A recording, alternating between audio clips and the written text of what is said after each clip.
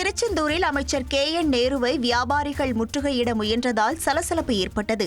பேரூராட்சியாக இருந்த திருச்செந்தூர் நகராட்சியாக தரம் உயர்த்தப்பட்டிருப்பதால் அதிக அளவில் வரி வசூலிக்கப்படுவதாக வியாபாரிகள் குற்றம் சாட்டியுள்ளனர். இதற்கு எதிர்ப்பு தெரிவித்து 1000க்கும் மேற்பட்ட கடைகளை அடைத்து வியாபாரிகள் போராட்டத்தில் ஈடுபட்டனர். மேலும் திருச்செந்தூரில் அமைச்சர் KN நேருவை ஏராளமான வியாபாரிகள் சந்திக்க முயன்றனர். அதற்கு போலீசார் அனுமதி மறுத்த நிலையில் தகவல் அறிந்த அமைச்சர் KN நேரு வியாபாரிகளை சந்தித்து பேசி வரி விவகாரம் தொடர்பாக உரிய நடவடிக்கை எடுக்கப்படும் என கூறினார். திருச்செந்தூரில் சொத்து வரி உயர்த்தப்பட்டதை கண்டித்து பொதுமக்கள் மற்றும் வியாபாரிகள் கடையடைப்பு போராட்டத்தில் ஈடுபட்டனர்.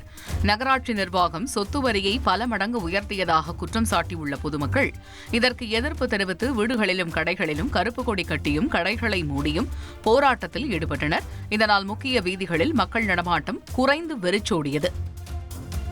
2.5 கோடிக்கும் அதிகமான தந்தி டிவியின் சப்ஸ்கிரைபர்ஸ் அண்ட் ஃபாலோவர்ஸ் குடும்பத்தில் நீங்களும் இணையுங்க.